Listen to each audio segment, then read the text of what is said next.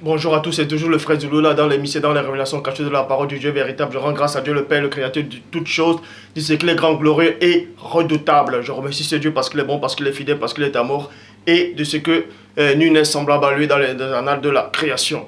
Donc aujourd'hui, je vais parler de la christocentrisme. La christocentrisme, c'est quoi? Ça veut dire tout simplement d'interpréter tous les écritures, c'est-à-dire de Genèse Apocalypse, sur la personne du Christ, c'est-à-dire c'est ce qu'on appelle la christocentrisme, donc le Christ est centré au milieu et tout, c'est-à-dire toutes les prophéties, on dit que c'est de lui en fait dont on faisait allusion.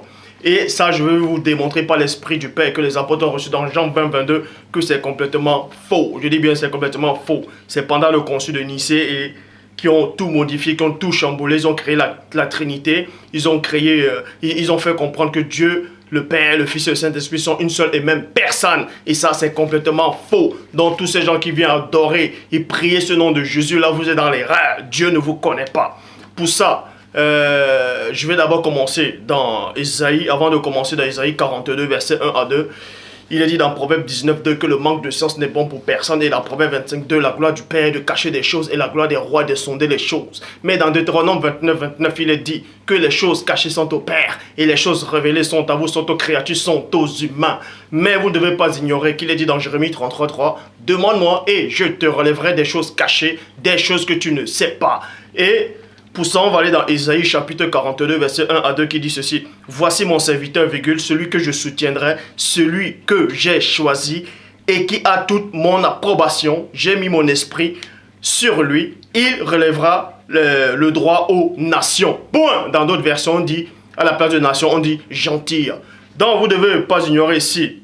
Quand vous lisez ce verset dans Ésaïe chapitre 42, verset 1 à 2, d'abord dans le verset 1, on fait référence à quelqu'un qui viendra de la part du Père Tout-Puissant, à qui Dieu va lui remettre l'esprit pour annoncer la véritable parole aux nations, aux humains, aux créatures sur la terre, en tant qu'humain, être humain.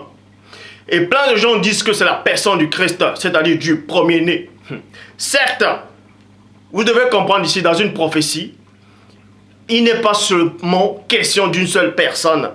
On peut parler dans une seule prophétie de plusieurs personnes dont nous allons donc découvrir ici qui est cette personne. Je répète toujours dans Ésaïe chapitre 42 verset 1 à 2.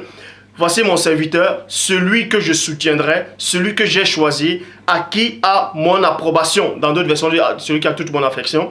J'ai mis mon esprit sur lui. Il relèvera le droit aux nations. Il ne criera point. Il ne criera point. On vous dit ici que cette personne que le Père va envoyer ne va pas crier. Il ne lèvera point la voix et il ne fera point entendre dans les rues. Donc on vous apprend ici que celui qui viendra, il ne doit pas, c'est-à-dire il ne va pas crier, il ne va pas élever la voix dans les lieux publics et dehors. Vous voyez, dehors. Donc plein de gens disent ici que cette personne-là c'est le Christ, que c'est la personne du premier-né. Ça s'appelle la christocentrisme.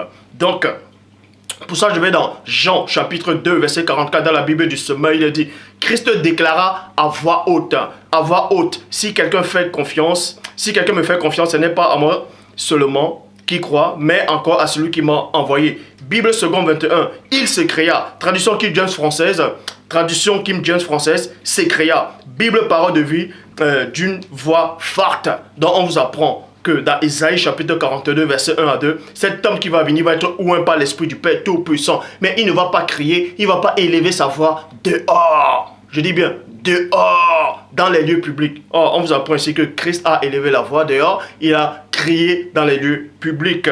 Pour ça, je repars dans Jean chapitre 11 verset 43 qui dit ayant dit cela, il s'écria d'une voix forte, Lazare sort. Donc il a crié dehors dans les endroits publics. Vous voyez, donc, pourquoi donc il est dit, pourquoi donc tous ceux qui se sont autoproclamés pasteurs, révérends, bishops, maréchals, qui n'ont aucune connaissance, aucune notion spirituelle, et tous ces déracinés, tous ces gens, je dirais même pas des embryons.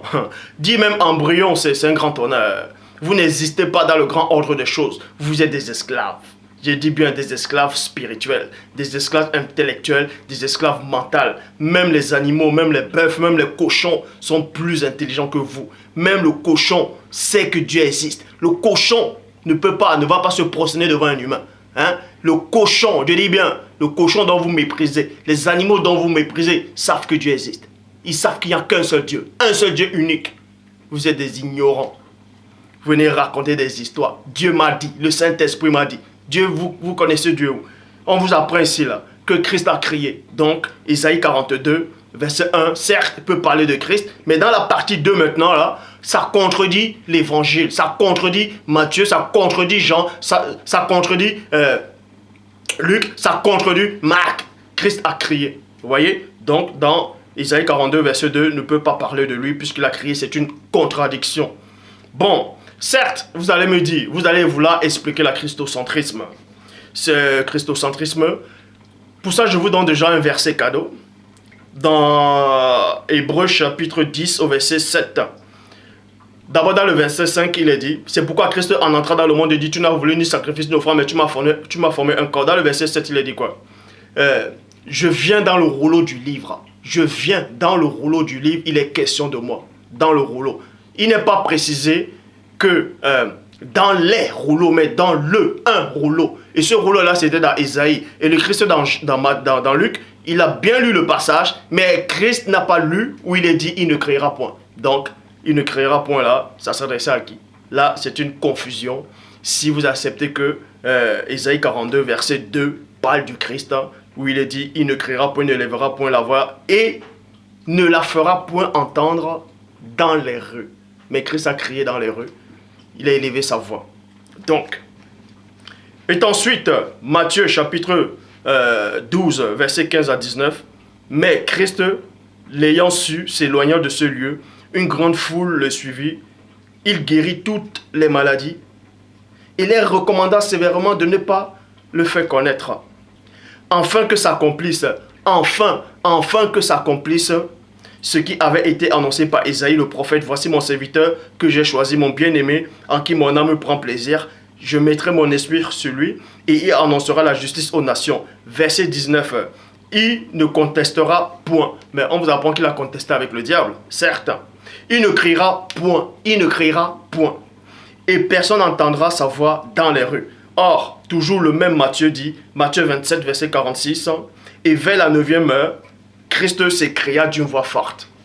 2 points. Christ s'écria. Alors, donc, les auteurs de Matthieu, ils ont troqué la parole. Ils ont pris un récit dans Ésaïe. Ils ont fait croire que on parlait de la personne du premier-né. Vous voyez, ça s'appelle le christocentrisme. Matthieu, chapitre 27, comme j'ai dit, verset 46, il s'écria d'une voix forte. Verset 50, Christ poussa de nouveau un grand cri et rendit l'esprit. Luc 23, verset 46, Christ s'écria d'une voix forte. Matthieu 2, verset 15, Matthieu 2, 14 à 15, voici encore un autre mensonge. Vous voyez? Donc, premièrement, je vous ai démontré, par l'Esprit du Père bien entendu, qu'Ésaïe 42, verset 2 dit que cette personne que Dieu va envoyer ne va pas crier, ne va pas élever la voix dans les lieux publics dehors. Il ne va pas crier dehors. Or, on vous apprend que Christ a crié dehors. Donc, c'est déjà une confusion si vous acceptez que dans Ésaïe 42, verset 2, on parlait du Christ. Bref. Et ensuite, on va aller dans Matthieu chapitre 14 au verset 15. Et là, c'est encore un mensonge. Ça s'appelle encore une fausse christocentrisme. Joseph se leva, prit de nuit le petit enfant et sa mère et se retira en Égypte. Point. Il y resta jusqu'à la mort d'Hérode, afin que s'accomplisse, enfin que tous ces gens-là, des attardés spirituels qui n'ont aucune connaissance, bref, quand ils lisent ce verset-là, ils disent oui, mais afin que s'accomplisse. Ça veut dire que celui qui dit enfin que ça accomplisse, donc forcément c'est vrai, il n'a pas troqué, il ne peut pas mentir. Bref, Joseph se leva, prit de nuit le petit enfant et sa mère et se retira en Égypte et il resta jusqu'à la mort d'Hérode. Afin que ça accomplisse ce que le Seigneur avait annoncé par le prophète. 2 points. Nous allons donc voir ce que le Seigneur a annoncé par le prophète.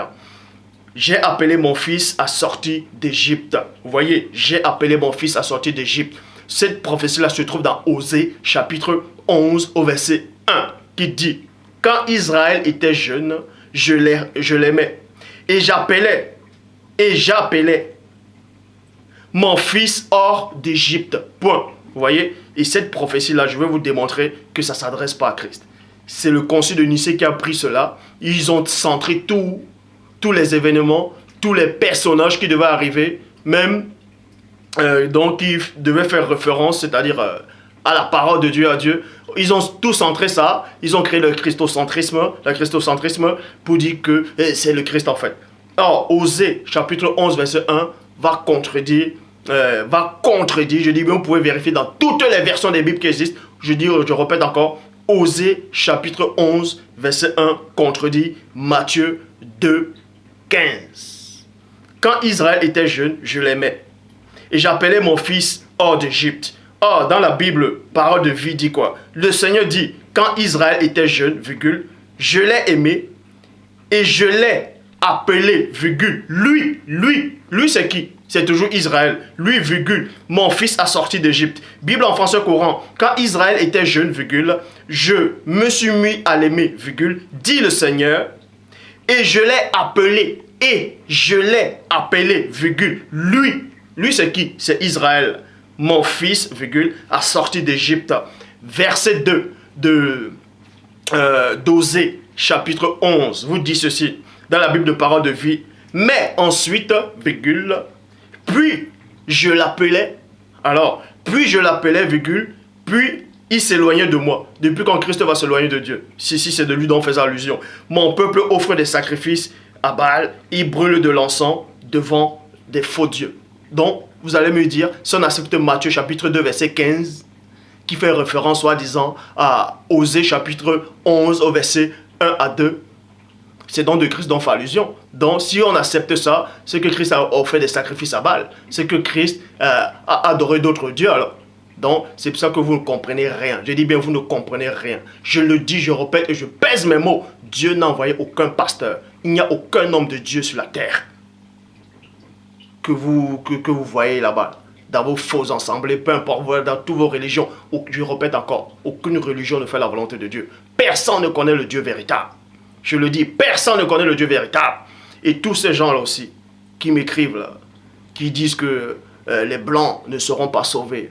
Qu'il n'y aura que les Noirs qui seront sauvés de l'Afrique centrale, tout ça là. Je vais répondre aussi, je vais faire une vidéo spéciale pour vous, vous qui dites que, c'est-à-dire que le berceau de l'humanité c'est uniquement qu'au Congo. Je vais vous répondre aussi là, vous là,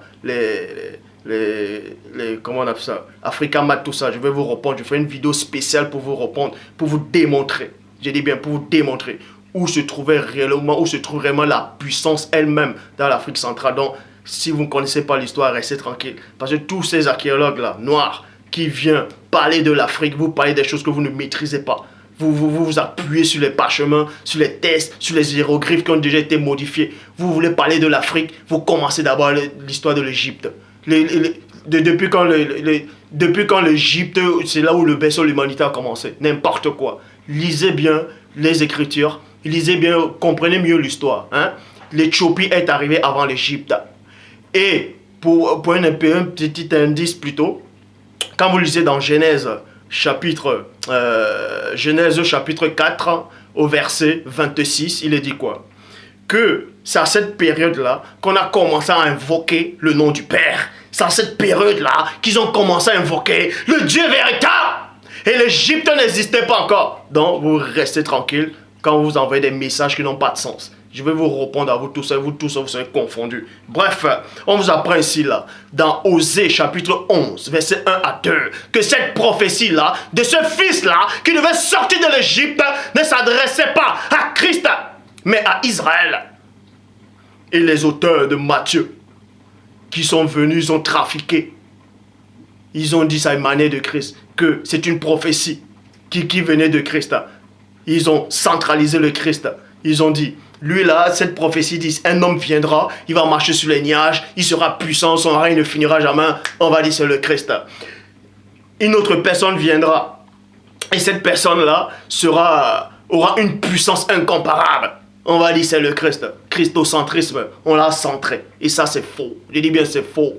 Le Christ dit, rendez à César ce qui est à César et à Dieu ce qui est à Dieu. On doit rendre à chacun selon sa prophétie. Est-ce que vous comprenez? Donc je dis encore à tous ces faux pasteurs-là, tous ceux-là qui vient raconter des hérésies. J'ai vu celui qui s'appelle Jésus, il était maghrébin, n'importe quoi. Toi là, cette femme-là, qui se fait passer pour le nom de Claire Amdoum, là, toi qui viens raconter des hérésies, je vais m'occuper de toi bientôt, je vais m'occuper de toi. Parce que le faux Jésus que tu as vu là, au maghrébin, là, c'est un démon que tu as vu, il t'a séduit. N'importe quoi. J'ai vu Jésus, il était blanc, maghrébin.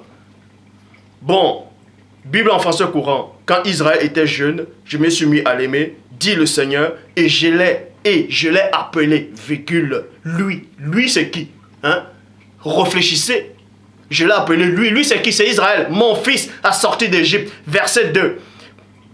Mais ensuite, puis je l'appelais, puis il s'éloignait de moi. Mon peuple offre des sacrifices à Baal, il brûle de l'encens devant les dieux. Bible en français courant. Mais ensuite, puis on les appelait, puis ils s'éloignaient. Bible de Jérusalem. Mais puis je les appelais, puis ils s'écartaient de moi. Bible annotée de Chaffnel. Puis on l'appelait, puis il s'est éloigné. Traduction Jane Darby. Les prophètes les appelaient, virgule, et chaque fois, ils s'en allaient auprès d'eux. Osée, chapitre 12, au verset 14. Mais par un prophète, le Seigneur a fait monter Israël hors d'Égypte. Est-ce que vous comprenez? Et on va vous mentir dans Matthieu, chapitre 2, verset 15. Que Christ était bébé, il allait en Égypte, et après la mort du roi Hérode, on a fait sortir le Christ pour que la prophétie s'accomplisse dans Osée 11, 1 à 2. Et dans Osée 11, 1 à 2, parler d'un peuple d'Israël et non d'un fils, et non du Christ. N'importe quoi. Et quand on vient vous dire tout ça a été modifié, a été troqué, vous êtes là, vous n'avez aucune connaissance, vous acceptez Amen, Amen. Jésus est Dieu le Père, n'importe quoi. Bon, pour ça je vais dans Matthieu, chapitre 1. Versets 21 à 23. Voilà encore un autre mensonge. Notre christocentrisme. Elle enfantera un fils et tu lui donneras le nom de Jésus. Voilà ce qui est dit dans ce faux nom-là. C'est lui qui sauvera son peuple de ses péchés. Tout cela arriva. Il n'y a que Matthieu pour dire des barlivins, des hérésies de la sorte. Tous ces gens-là, les auteurs de la Bible, là, annotés de Chaffner, Darby, tout ça, là, vous pouvez ressusciter, vous venez là, je vais vous confondre, vous, tout ça, n'importe quoi. Tout cela arriva afin que s'accomplisse ce que le Seigneur avait annoncé par le prophète. N'importe quoi. Voici la Vierge sera enceinte, elle enfantera un fils et on lui donnera le nom d'Emmanuel, ce qui signifie Dieu avec nous. Pourquoi on ne lui a pas donné le nom d'Emmanuel alors? Donc ça dit qu'ils ont menti. Hein? Dieu dit qu'on doit lui donner le nom d'Emmanuel. L'ange vient, il modifie, il dit non, on va l'appeler Jésus. N'importe quoi. Il vous a fait des DVD, des disques que Jésus m'a sauvé. Emmanuel, Emmanuel. Vous n'avez aucune connaissance. C'est pitié de vous. Ésaïe, chapitre 7, verset 14 à 15. On va aller donc où, soi-disant, cette prophétie-là a eu lieu dans Ésaïe 7, 14 à 15. Bref, c'est pourquoi le Seigneur lui-même vous donnera un signe. 2 points. Voici une vierge concevra. Elle concevra et enfantera un fils. On l'appellera le nom Emmanuel. Le nom Emmanuel. Il mangera de la crème et du miel jusqu'à ce qu'il sache rejeter. Jusqu'à ce qu'il sache rejeter le mal et choisir le bien. Bref, je ne vais pas trop entrer en détail par rapport à jusqu'à ce qu'il sache rejeter le mal et choisir le bien. Bref, Bible de Summer. Jusqu'à ce qu'il apprenne à rejeter le mal et choisir le bien. Quand vous apprenez à rejeter quelque chose, ça veut dire que vous faites déjà la chose, non? Maintenant, vous devez apprendre à rejeter les choses, à rejeter le mal et maintenant choisir le bien. Pour choisir quelque chose, ça veut dire qu'au départ, vous n'aviez pas le bien en vous. Et si vous n'avez pas le bien, vous ne pouvez pas être neutre. La neutralité n'existe pas. Tu n'es ni chaud ni froid, je te vomirai de ma bouche. N'importe quoi. On vous dit que Christ n'a pas péché, non? Alors, et pourquoi vous acceptez que Emmanuel ici, c'est le Christ? Puisqu'on dit que jusqu'à ce qu'il doit être conscient, c'est-à-dire, on vous dit ici, là, il mangera de la crème et du miel jusqu'à ce qu'il sache, rejeter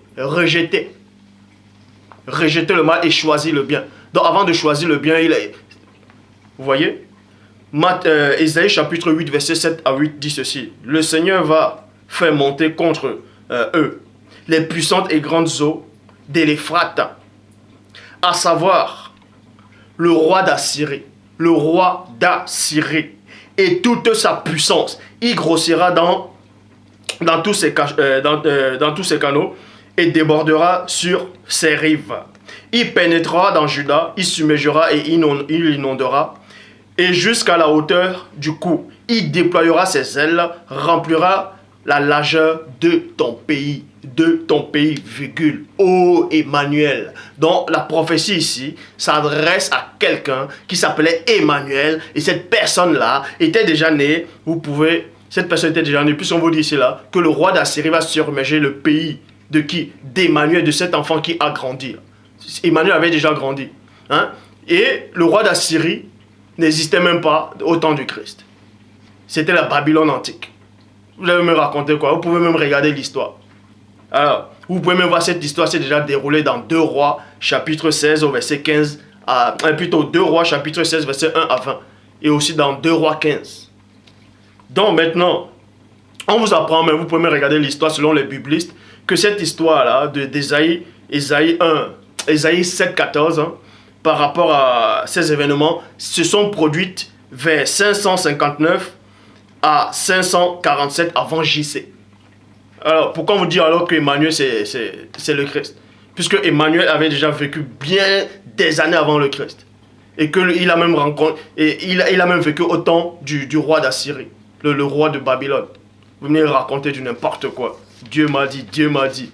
Vous vous asseyez, vous faites des écoles de théorie, vous venez vous asseoir avec vos manques de connaissances, vos petits cerveaux humains, vous vous asseyez, vous lisez la Bible. Ah, j'ai compris ça comme ça, la Bible dit, ah, Dieu m'a dit. Ah, on va confondre le frère Zulu là. Ignorant que vous êtes. Apocalypse chapitre 1, verset 1. Déjà, il faut que je refasse même une vidéo spéciale sur Emmanuel pour mieux redémontrer. Vous pouvez lire tout Ésaïe chapitre 7 et tout Ésaïe chapitre 8. Vous allez comprendre qu'Emmanuel n'est pas le Christ. Et que ce que Ésaïe disait là, ça s'est déjà produit bien avant. Il ne faisait que répéter ce qui était déjà passé, n'importe quoi. Apocalypse chapitre 1, verset 1. Il y a maintenant plein qui n'ont aucune connaissance. Ils disent, ouais, l'ange, c'est-à-dire le Christ apparu à Jean à l'île de Patmos. Parce que l'ange dit, ce personnage dit, je suis le premier et le dernier. Dit Dieu Tout-Puissant. Je suis l'alpha et l'oméga. N'importe quoi. Vous lisez, vous ne comprenez même pas ce que vous lisez. Apocalypse chapitre 1, verset 1, Bible français courant. Ce livre contient la révélation que Christ a reçue. Point. Dieu lui a donné pour qu'il montre à ses serviteurs ce qui doit arriver bientôt. Point. Le Christ a envoyé son ange. Le Christ a envoyé son ange à son serviteur Jean pour lui faire connaître cela. Point. Bible parole de vie. Ce livre contient des réalités cachées que Christ a fait connaître clairement. Que Christ a fait connaître clairement. Point. Dieu lui a fait connaître ces réalités. Dieu le Père a fait connaître ces réalités cachées-là à Christ. Donc, Christ n'est pas Dieu. Parce que Dieu lui a révélé des choses. Dieu lui sait toutes choses. Pour montrer à ses serviteurs ce qui doit arriver bientôt, le Christ a fait comprendre à son serviteur Jean en lui envoyant son ange. En lui envoyant son ange. Vous voyez? Maintenant, Apocalypse chapitre 1, verset 10 dans la Bible française courante dit quoi? Le jour du Seigneur, l'Esprit Saint se saisit de moi et j'entendis derrière moi une voix forte qui résonnait comme une trompette. Bible de Jérusalem, je tombais en extase le jour du Seigneur. Bible annotée de Chaffner, je fus ravi en esprit. Vous voyez? Tradition David Martin. Or, je fus ravi en esprit un jour de dimanche. Vous voyez? Donc, on vous apprend que Jean est sorti de son corps en esprit. Par l'intermédiaire du Saint-Esprit. Mais avant, il est tombé en extase. Maintenant, on va aller dans l'Apocalypse. Pour ceux qui lisent, mais ils ne comprennent pas ce qu'ils lisent. Tous ces noirs-là, qui ne connaissent même pas les origines, leur histoire, ils viennent s'asseoir, Jésus est le sauveur. Ça, sans Jésus, on ne peut pas être sauvé, n'importe quoi. C'est Dieu seul qui est le sauveur. Est-ce que vous comprenez? C'est Dieu qui sauve par la personne du Christ. Hein. Et arrêtez de dire Jésus, parce que Dieu ne connaît pas ce nom. Les Occidentaux sont venus vous tromper. Vous êtes des ignorants, des esclaves spirituels. Vous acceptez du n'importe quoi. Dieu m'a dit, le Saint-Esprit m'a dit. Qui de vous peut me convaincre? Qui de vous peut me contredire? Tous ces gens-là qui viennent dire que j'ai tort. Aucun d'entre vous ne peut me contredire. Donc, vous allez toujours parler sans donner des versets. Vous parlerez tous sans donner les versets. Or, Christ dit dans Jean 3, 11, nous disons ce que nous savons. Et l'on rend témoignage de ce qu'on a vu. Je le dis encore, je rends témoignage et mon témoignage est vrai. Avant que Dieu ne crée toute chose, j'étais déjà là, j'ai assisté à la création. Je dis bien, j'ai assisté à la création, que ça vous dérange ou pas, c'est votre problème. J'ai vu la création des anges, des chérubins, des archanges, trône d'unité, domination, autorité, ophanime. J'ai assisté même à la création, je dis bien, à la création de l'éternité. Donc, que cela vous choque ou pas, c'est votre problème. Quand je dis que vous ne connaissez pas Dieu, c'est que vous ne connaissez pas Dieu. Quand je dis que le Dieu que vous priez là, ce n'est pas Dieu, c'est que ce n'est pas Dieu. Point barre. Vous avez toujours prié ce faux nom de Jésus, il ne vous sauvera jamais. L'enlèvement, ce n'est pas maintenant. J'ai dit bien, enlevez ça de vos têtes. Le Dieu que vous priez là, tous les jours, vous allez prier, ressentir des sensations. Dieu ne vous écoute pas. Il ne vous écoute pas. Plus vous allez prier, plus vous allez jeûner, plus vous allez voir comment le péché va vous dominer. Plus vous allez prier, plus vous allez faire des nuits de prière, plus vous allez lire vos Bibles, plus vous allez vouloir vous attacher, soi-disant, à votre Dieu, le péché va encore plus vous dominer. Vous sentez comment le péché vous domine de plus en plus que vous faites des efforts, non? Vous vous êtes jamais posé la question, le pourquoi c'est ainsi? C'est parce que vous êtes en train de prier un faux Dieu. Donc, pour ça, je vais dans Apocalypse, chapitre 1, verset 11 à 18, qui disait, ce que tu vois, écris-le dans un livre et envoie-le aux 7 églises, en Éphèse, à Syné, à Pégame, à Thyatire, à Sardis, à Philadelphie, à Laodicée. Je me retournais pour comprendre quelle était la voix qui me parlait. Et après m'être retourné, je vis 7 chandeliers. Et au milieu de 7 chandeliers, quelqu'un qui ressemblait à un fils d'homme vêtu de longues robes, ayant une ceinture d'or sur la poitrine. Sur la poitrine. Sa tête et ses cheveux. Sa tête et ses cheveux étaient blancs comme de la neige. Plutôt comme de la laine blanche. Comme de la neige, et ses yeux étaient comme des flammes de feu. Ses pieds étaient semblables à de l'airain ardente, comme s'il eût été embrasé dans une fournaise, et sa voix était comme le bruit d'un grand eau. Il avait dans sa main droite 7 étoiles. Les 7 étoiles là, ce sont des anges. Les 7 étoiles symbolisent les 7 églises, les 7 anges, les 7 esprits qui sont derrière. Bref, ça je ne vais pas entrer en profondeur.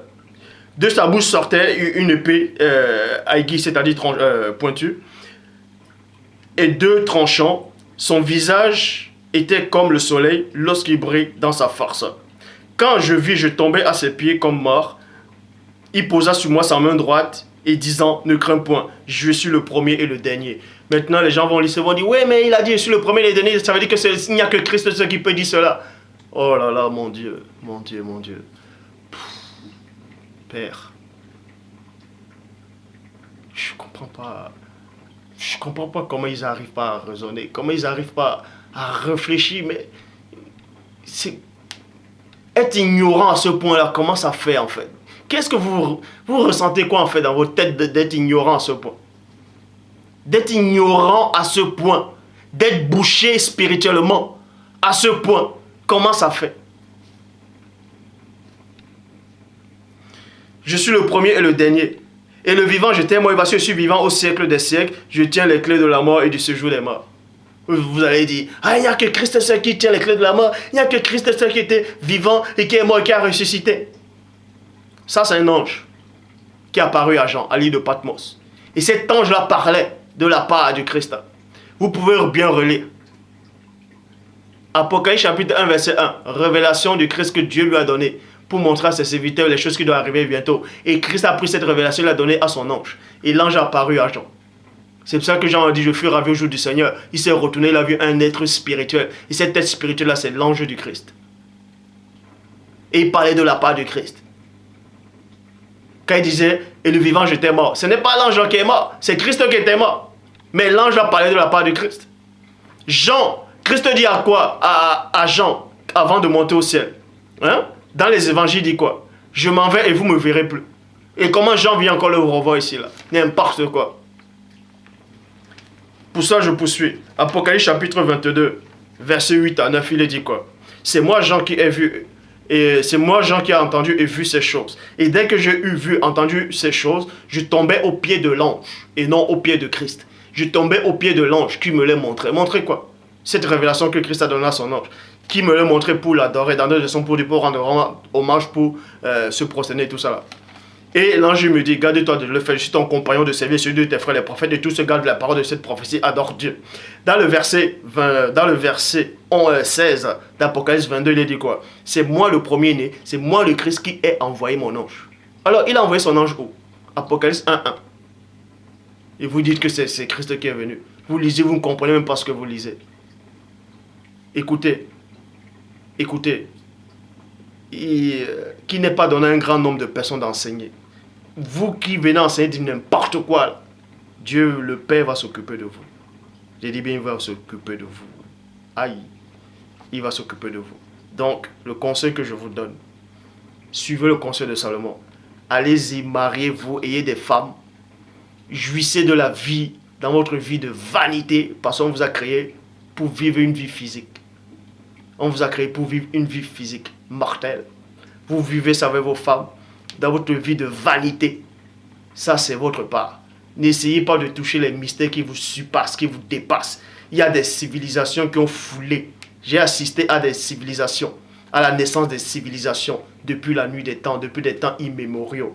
J'ai vu des empereurs, j'ai vu des dynasties, des royaumes, des civilisations puissantes qui avaient une connaissance, qui surpassait la connaissance de tous vos physiciens ici, là. Et eux se disaient qu'ils connaissaient le Dieu véritable. Et ils ne connaissaient même pas le Dieu véritable. Si vous avez vos petites intelligences humaines, vous venez dire que Dieu vous a dit. Dieu vous a dit, Dieu m'a dit. N'importe quoi. J'avais démontré que 400 ans n'a pas pu faire, les enfants d'Israël n'ont pas pu faire 400 ans d'esclavage en Égypte. Vous venez toujours encore prêcher ça. Donc, là, ça a été rétabli. Premièrement, Isaïe 42, verset 2 dit, il ne criera point, il ne lèvera point la voix, il ne fera point entendre dans les rues. Or, Christ a crié. Donc, c'est une contradiction si vous dites que c'est lui. 2. Matthieu 2, 15. On me dit le petit enfant, c'est-à-dire Christ, est sorti d'Égypte pour que la prophétie s'accomplisse. J'ai appelé mon fils à sortir d'Égypte, hors d'Égypte. Ils prennent le récit d'Osée 11, 1 à 2. Quand Israël était jeune, je l'aimais. Et je l'ai appelé, lui, mon fils, à sortir d'Égypte. Mais ils se sont détournés de ceux qui les appelaient. Donc, vous acceptez ça. Christ s'est détourné de Dieu. Il adorait les balles, alors. N'importe quoi. Vous lisez, vous comprenez. Oh, ouais, vous me fatiguez, là. Bref. Donc, ça a été rétabli.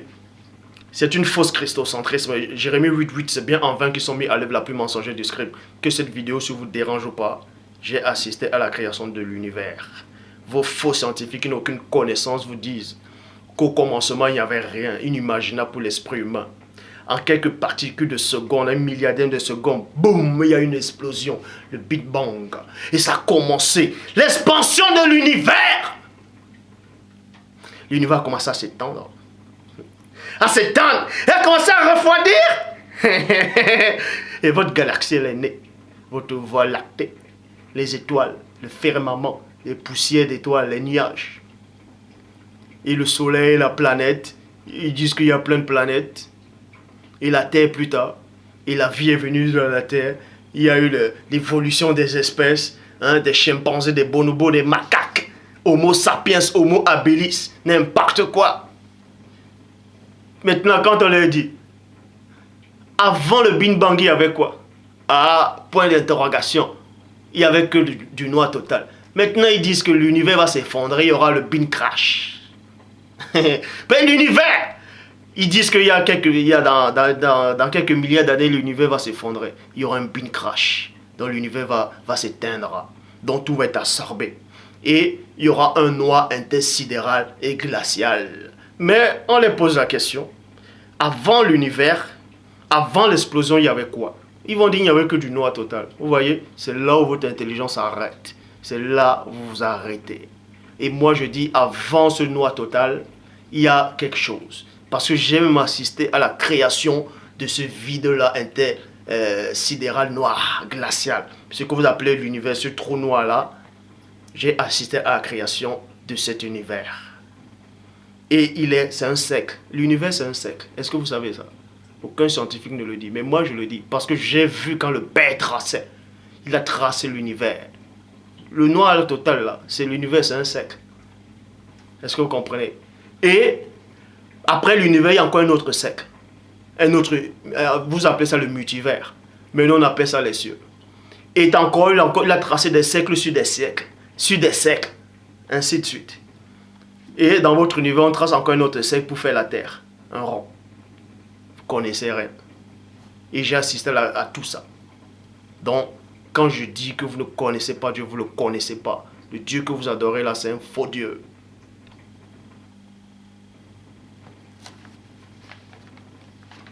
Vous croyez que vous êtes supérieur aux animaux? Vous croyez que vous êtes supérieur aux animaux? Vous allez me dire, certes, vous avez l'Esprit de Dieu. Vous avez que l'Esprit de Dieu? Vous avez de l'Esprit de Dieu, vous êtes encore là, en train de réfléchir de cette façon. Christ dit, je vous enverrai l'Esprit de vérité, vous enseignera toutes choses. Toutes choses. C'est-à-dire, si vous n'enseignez pas toutes choses, si vous ne connaissez pas tout ce qui doit connaître selon la vérité, vous n'avez pas l'Esprit de Dieu. Vous voyez des gens qui n'ont aucune connaissance. Le Saint-Esprit, c'est un homme qui est venu au Congo. N'importe quoi, des hérésies. Même les chimpanzés réfléchissent mieux que vous. Je le dis. Vous pouvez dire que j'insulte. C'est votre problème. Je dis même les chimpanzés, les bonobos, réfléchissent mieux que vous. Les bonobos, les macaques savent que Dieu existe, qu'il n'y a qu'un seul Dieu, je le dis. Même les fourmis savent que Dieu existe. Les fourmis ne croient pas à la Trinité. Même les poissons dans la mer ne croient pas à la Trinité. Les lionceaux ne croient pas à la Trinité. Ils savent qu'il y a un seul être suprême.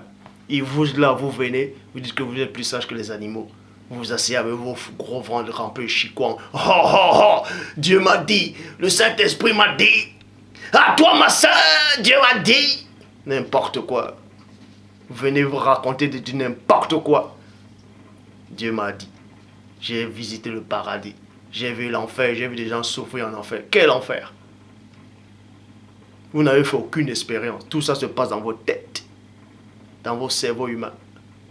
Mais Dieu soit loué. Sois glorifié, ô Père. Toi qui vis inexplicablement hors de toute réalité. Il y a certaines personnes ici, en tout cas qui me regardent, qui ne sont pas comme les autres. Donc, quand je dis vous n'avez aucune connaissance, je ne m'adresse pas à tous. En tout cas, ceux-là se connaissent. Donc, on vous a appris ici que cet homme-là, cette tête qui est apparue à Jean, à l'île de Patmos, ça ne pouvait pas être Christ. C'est un ange qui parlait de la part de Christ. Donc, et pour ça, je vais repartir dans Hébreux chapitre 1, verset 6. On va encore corriger aussi ce mensonge-là, toujours cette fausse christocentrisme. Et lorsqu'il introduit de nouveau dans le monde, le premier-né, il dit que tous les anges de Dieu l'adorent. Ça, c'est faux. Ce n'est écrit nulle part. Je dis bien, c'est écrit nulle part. On va même aller où ils ont tiré cette prophétie-là. Dans Psaume 97, verset 7. Dans la tradition Abbé Filion, il est dit que tous les anges se prosternent, que tous les anges, tout ça là. Psaume 97, verset... on va aller dans Psaume 97, verset 1 à 7. Parce qu'il ne faut pas juste s'arrêter à Psaume 97, verset 7. Il faut aller lire tout le contexte. Et c'est là vous verrez en fait qu'on ne s'adresse pas à Christ ici là. Vous voyez, ça ne s'adresse pas à Christ. Psaume 97, verset 1 à 7, que je vais lire attentivement. Bon, Psaume 97, le Seigneur règne sur toute la terre, soit dans l'allégresse.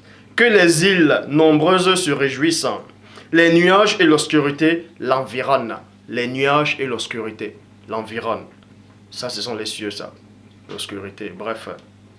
La justice et l'équité sont la base de son trône.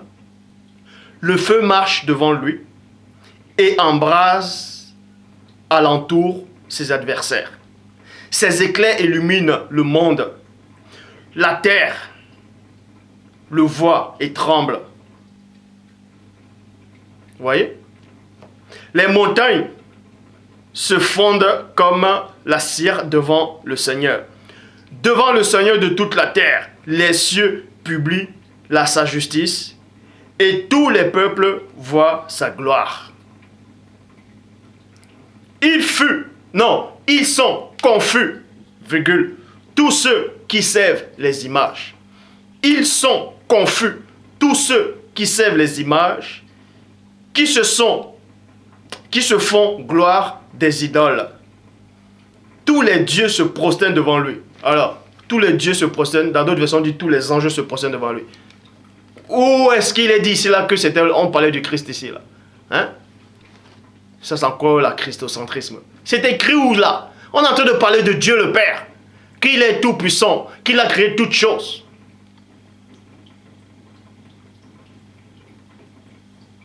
Et qui sont confus. Vous là, qui dit que Dieu c'est le Christ. Vous là qui acceptez cette idole dans votre cœur. Et que tous les dieux, tous les anges se prosternent devant Dieu et non devant le Christ. C'est écrit où que c'était, on parlait du Christ là. Les auteurs de l'hébreu, ils viennent, ils commencent à copier les récits. Ils disent que non, ça émane du Christ, de faux Christ que vous avez inventé. N'importe quoi. Donc, je repars. Je vais dans Hébreux chapitre 1. Oui, Hébreux chapitre 1, verset 8 à 9 qui dit: Mais il a dit au Fils, ton trône, ô Dieu, est éternel, et le spectre de ton règne est un spectre d'équité. Tu as aimé la justice et tu as haï l'iniquité, c'est pourquoi, ô Dieu, ton Dieu, t'a oint du nu de joie au-dessus de tes égaux. Ça, c'est encore faux. Les gens vont lire, ceux qui se disent pasteurs, ceux qui se disent apôtres, bishop, maréchal, évangélique, prophétesse, si c'est quoi, je ne sais quoi encore, les docteurs. Il dit, ouais, mais Dieu a dit, oh Dieu, ton Dieu t'a oint, donc ça veut dire qu'il est Dieu. Ah, on va donc voir si, où est-ce que cet auteur de l'hébreu a tiré ça. Nous allons donc voir l'origine de cette prophétie-là. Si ça a été dit la même chose là-bas, n'importe quoi. Ésaïe, chapitre 45, verset 1 à 8 dit quoi? Dans la Bible, parole de vie. Enseignement du groupe de Corée, pris dans le livre de chef de chorale. Donc, ça a été pris dans un livre. Chant d'amour sur un instrument à cordes. De belles paroles agitent mon cœur. Je vais réciter un poème. On vous dit que c'est un poème. Vous pouvez taper la définition du mot poème. C'est quoi? Définition du mot poème. Caractère de ce qui parle particulièrement à l'imagination. Je vais réciter un poème pour le roi. Donc c'est quelqu'un qui faisait un poème pour un homme, pour un humain. Pour un humain. Pour un humain. Je dis bien pour un humain. Un humain qu'on comparait avec la puissance de Dieu. Un humain qu'on comparait à Dieu. Et non, ce n'était pas Christ. Pour ça, on va bien lire. On va bien lire. Donc, quand vous venez raconter du n'importe quoi, on vous séduisez les gens qui n'ont aucune connaissance. Jésus est Dieu. Depuis quand il est Dieu? Depuis quand il est Dieu? Les faux juifs là qui sont en Palestine, ils ont pris notre histoire à l'Afrique. Ils ont copié notre histoire, ils ont changé les noms des phrases. Ils ont voulu modifier, mais ils n'ont même pas vraiment réussi. Ceux qui acceptent ces ignominies là, c'est ceux que le Père lui-même a déracinés. Vous êtes devenus des fous spirituels. Et plus tard, le concile de Nicée sont venus. Ils ont repris les mêmes textes que les faux juifs ont pris de l'Afrique. Aussi, ils ont créé un faux Christ. Ils ont fait croire que toutes ces prophéties-là émanaient de ce Jésus blanc-là. C'est pour ça que ces faux juifs-là ne croient même pas à ce Jésus blanc-là. Parce qu'eux savent qu'eux-mêmes, ils ont trafiqué l'histoire et que maintenant, ils viennent encore, les autres personnes viennent maintenant inventer ce Christ blanc. Et c'est pour ça qu'eux-mêmes aussi, ils n'acceptent pas ça. Et vous êtes là où vous dites Amen. Ah, Jésus m'a sauvé. Amen. Ah, le sang de Jésus m'a sauvé. Amen. Voilà, vous priez sur le sang de Jésus. Que le sang de Jésus vous couvre. N'importe quoi. Vous croyez que Christ dans le ciel, il a le sang? Ou vous allez sortir des versets, des versets que vous ne comprenez même pas. Ah, le sang de Christ continue toujours si ça purifie jusque dans le ciel. C'est quoi? Paul dit dans 1 Corinthiens 15, 50, ce que je dis, frère, c'est que la chair et le sang ne peuvent hériter le royaume de Dieu. Christ a hérité le royaume du Père. Et Paul dit que la chair et le sang n'héritent pas ça. Ne peut pas aller là-bas. Alors, donc Christ Paul se recontredit encore. Quand il dit que Christ dans le ciel, son sang entre deux. Hein? Comprenez rien. Donc, Hébreux 1, 8 à 9 ne parle pas de Christ. Ça, c'est faux. C'est une fausse christocentrisme, ça. Ça, c'est complètement faux. Pour ça, dans Psaume 45, verset 1 à 8, C'est un poème pour un roi. Que ma bouche soit comme la plume d'un bon écrivain. Tu es plus beau. Non, tu es le plus beau des hommes. Tu es le plus beau des hommes. Alors, on s'adresse à qui là?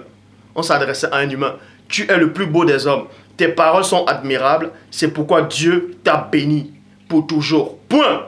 Combattant, généreux et courageux. Mets ton épée à ton côté. Et elle est ta grandeur et ton honneur. Tends ton arc et bondis en route pour défendre la vérité. La douceur et la justice. Que ta main puissante te montre des beaux exploits. Tes flèches sont pointues, elles percent le cœur de tes ennemis. Oui, tout le monde tombe sur tes coups. Ton pouvoir royal est comme celui de Dieu. Vous voyez, on en te comparait un roi à la puissance de Dieu. Ton pouvoir royal est comme celui de Dieu. Point. Il durera toujours et pour toujours. Point. Tu gouvernes ton peuple avec justice. Tu aimes ce qui est juste. Tu détestes le mal. C'est pourquoi Dieu, virgule. Parce que lui, cet homme-là, ce roi-là, on l'a pris pour un Dieu. On le compare à un Dieu. C'est pour ça que ce roi-là, on l'a donné un titre de Dieu. De même que Dieu lui-même donne le titre à Moïse dans Exode 7.1. Vois, je te fais Dieu avec un D majuscule. C'est pourquoi Dieu, virgule. Ton Dieu, virgule, t'a choisi. C'est écrit où là qu'on s'adressait à Christ là? On s'adresse à un roi qu'on a comparé à la puissance du Père. C'est pour ça qu'on l'appelait ainsi. C'est pourquoi Dieu, virgule, ton Dieu t'a choisi. Sur ta tête, virgule, il a renversé une nuit de fête, de préférence aux autres rois. Alors, Hébreux 1, 10 à 11 dit, et encore toi, Seigneur, tu as au commencement fondé la terre et les cieux sont l'ouvrage de tes mains. Ils périront et ils susciteront. Ils verront comme un vêtement. Vous voyez, ils verront comme un vêtement. Or, on dit que ça s'adresse encore à Christ. L'auteur des psaumes n'a jamais dit ça. Vous allez dire, ouais, mais c'est spirituel, il faut comprendre spirituellement. Vous pouvez comprendre les choses spirituellement plus que moi. J'ai assisté aux choses spirituelles. J'ai assisté à la création du monde. J'ai assisté au monde spirituel, aux anges, aux entités. Vous allez comprendre quoi? Psaume, chapitre 102, verset 1. Prière, la prière. Prière d'un malheureux qui n'a plus de force. Il présente sa plainte au Seigneur. Verset 25 à 28. Alors je dis, 2 points, mon Dieu, toi tu vis pour toujours. Ne me fais pas mourir si vite. Toi donc les années durent éternellement. Tu as anciennement fondé la terre. Et les cieux sont l'ouvrage de tes mains. Ils périront mais tu subsisteras. Ils verront tous comme un vêtement. Et tu les changeras comme un habit. Et ils seront changés. Mais toi tu es le même. Et tes années n'auront pas de fin. Là on s'adresse à Dieu lui-même. Il n'est pas d'ici que Dieu s'adressait au Fils. Vous lisez les Écritures, vous ne comprenez pas. Continuez donc à prier votre faux Dieu là. On va voir qui c'est qui avait raison. Vous croyez que vous allez mourir, vous allez aller où? Sérieux. Attendez, réfléchissons. Sérieux. Soyez un peu sérieux quand même. Soyez un peu sérieux. Hein? Il y a quelqu'un qui dit qu'il est sataniste. Il m'écrit souvent, il me dit que Jésus c'est Satan lui-même. Toi, tu n'as qu'à croire ce que tu veux, c'est ton problème. Tu n'as qu'à adorer ton Satan, mais je te dis, Satan n'est rien. Satan n'est rien. Satan n'est rien du tout. C'est qu'une créature. Une créature inférieure. Et tu me dis, moi, qu'à la fin, je vais regretter les paroles que je suis en train de dire. Parce que Satan va juger. Satan, c'est qui? Il sait qui je suis. Il sait qui je suis. Donc toi qui adores les démons, là, demande aux démons, là, c'est qui ce gars, là, qui prêche, là, sur le nom de Zulu, là, c'est qui? le démon va te dire, lui là, ouh, lui là, on le connaît. Il est dangereux. C'est loin du Père.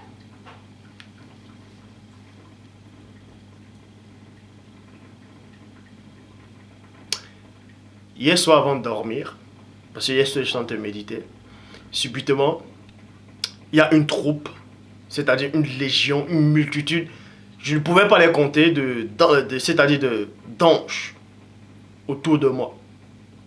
Ils étaient tellement nombreux, jusqu'à... C'est comme si on me bousculait en fait. Ils étaient nombreux jusqu'à me frôler. Il y avait une multitude d'anges dans la chambre hier soir. Et je dis à Père, mais je sais que constamment, il y a des chérubins, des anges, tout ça autour de moi, mais là, c'était spécial. J'ai dit, mais Père, pourquoi autant d'anges autour de moi comme ça? Et l'Esprit me dit, c'est normal. Parce que la position où tu te trouves là maintenant, il faut renforcer encore plus de protection. Vous ne savez pas à qui vous avez affaire. Vous ne savez pas à qui vous avez affaire. Ça vous épate en fait. Hein? Vous dites, mais comment il peut connaître ces genres de choses? Comment il arrive à entrer dans les Écritures? Comment il commet pas d'erreur? Pourquoi on le contredit pas? Pourquoi on le coince pas? Parce que cette sagesse qui émane de moi ne vient pas de moi, mais du Père. Alors que vous, quand vous venez, vous voulez me contredire, vous vous appuyez sur votre sagesse qui est déjà corrompue.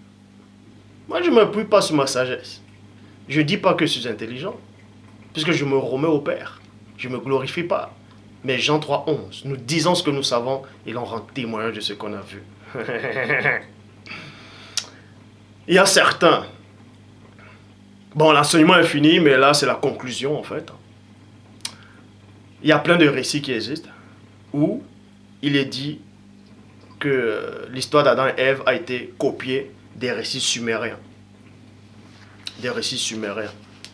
Et quand vous voyez dans le récit sumérien, c'est-à-dire vous pouvez même voir dans le déluge de Gilgamesh, les récits sumériens, certains scientifiques, tout ça là, bref, disent, les archéologues, ils disent que les premières écritures c'était à Mésopotamie, c'était eux qui ont inventé l'écriture, et je vous dis c'est faux. J'ai vu toutes les civilisations et je dis que c'est faux. Et donc, dans les récits sumériens, il est dit que le Dieu créateur, en fait, le récit sumérien est plus ancien que la Torah que vous lisez. Donc, le récit sumérien, dans le récit sumérien, le Dieu créateur, ce n'est pas c'est une femme en fait. C'est une déesse, si vous voulez. C'est une déesse. Que le Dieu créateur là-bas, c'est une déesse. Donc Dieu sera une femme, quoi, si vous voulez. Mais moi, je vais vous dire une chose. Je vais vous donner une petite révélation si vous ne savez pas. Moi, je vais vous... Parce que j'ai assisté à la création. J'ai assisté, j'ai vu. Je vais vous donner une petite révélation.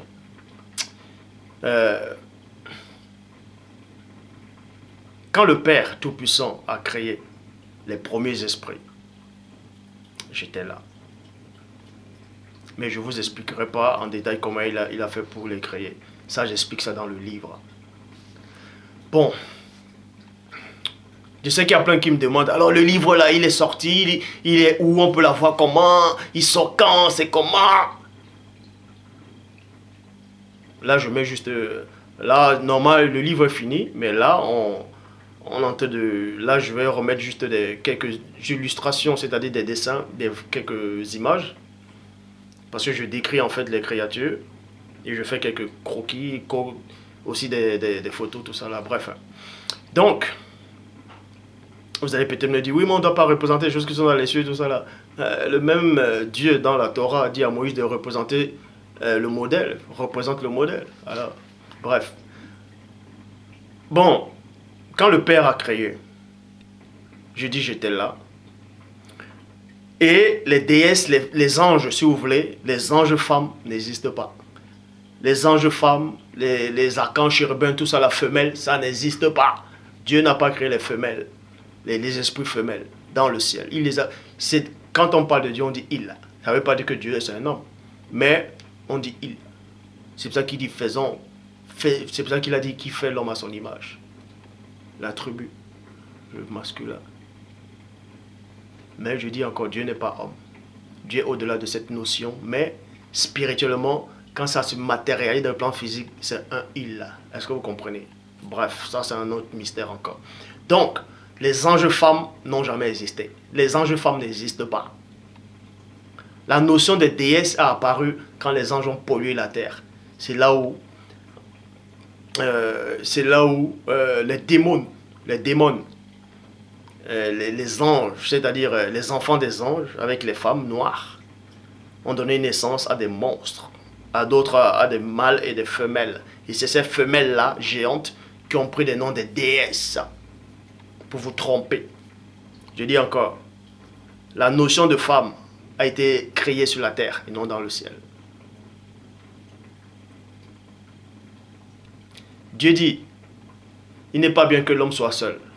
Je lui ferai une aide semblable à lui. Il n'a pas dit, je lui ferai une aide semblable à nous. Parce que cette notion de femme-là n'existe pas dans le ciel, de féminin. Dieu dit, je lui ferai une aide. Il a d'abord dit, faisons l'homme à notre image. C'est-à-dire, il va faire l'homme à son image. Nous sommes d'accord. Ah, plus maintenant, l'homme a été fait. L'homme était tout parfait. Il dit maintenant, il n'est pas bien que l'homme soit seul. Dans Genèse 2, 18. Faisons l'homme, je lui ferai une aide semblable à lui. Et non semblable à nous. Parce que le féminin semblable à Dieu n'existe pas. Donc pour vous dire, c'est pas parce que, soi-disant, vos faux scientifiques vont vous soi-disant vous démontrer que les tests les plus anciens, c'est les Sumériens, que quand on va parler des déesses, forcément, ouais, c'est vrai, ça c'était une déesse. Non, ça n'existe pas, ça. Ceux qui font la volonté de Dieu. Les femmes, actuellement, qui marchent selon le Dieu véritable, elles deviennent des déesses. Mais, déesse origine, même, ça n'existe pas. C'est que des dieux. Mais il n'y a qu'un seul Dieu, le Père.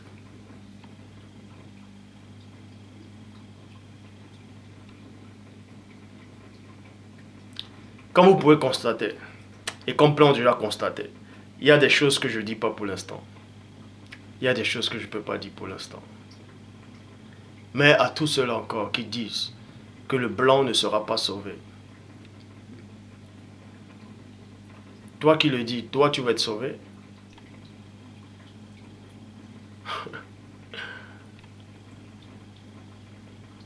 C'est ton Dieu là qui a dit que le blanc ne sera pas sauvé. C'est ton Dieu là qui te l'a dit. Ce Dieu là je ne le connais pas. Ce Dieu là je ne le connais pas. Moi je sais une chose. Je sais que Dieu aime les humains. Mais il n'aime pas les œuvres que les humains font. Mais Dieu aime tous les humains. Mais pas les œuvres. Ce qu'il veut, c'est que l'homme soit sauvé. Donc vous tous là, je vais vous corriger un à un. Je vais vous corriger. Aucun de vous ne fait le poids. Parce que j'ai vu quand on a créé la notion du poids. On vous a mesuré, on vous a pesé.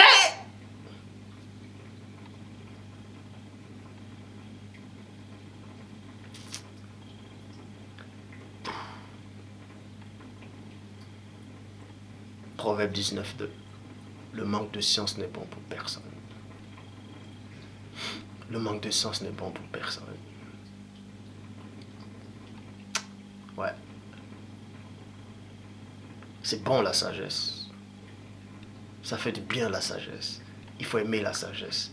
Ça fait du bien quand tu parles avec la sagesse. Elle t'instruit.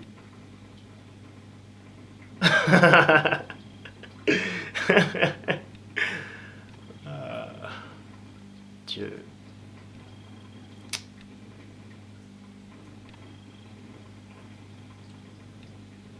Les humains, ils se prennent pour le nombril de l'univers. Ils se prennent pour le centre de la création. Et pourtant ils sont à rien.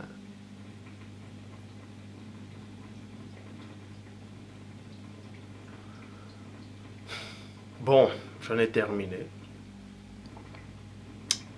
J'en ai terminé. Donc, par l'Esprit de Dieu, on vous a démontré qu'Apocalypse 1, cet être qui a apparu à Jean, c'était pas Christ, c'était l'ange de Christ.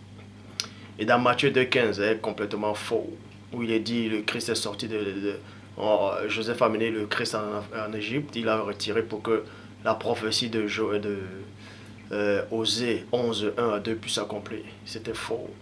Ça s'adresse à Israël. Vous pouvez lire tout le contexte. Isaïe 42, verset 2 dit, il ne criera point, il ne lèvera point la voix, et il la fera point entendre dans des voix, dans les places publiques dehors. Christ a crié. En restant Lazare, il a crié fort. Sur le poteau, il a crié. Même devant les gens, il a crié. Emmanuel n'est pas le Christ. Puis on dit, on lui donnera le nom d'Emmanuel. Pourquoi maintenant on vient changer, on dit il s'appelle soi-disant Jésus. Emmanuel, c'est pas le Christ. C'est écrit où que c'est le Christ. Toujours dans Matthieu. Vous savez qui est ce Matthieu là? Il a accepté n'importe quoi.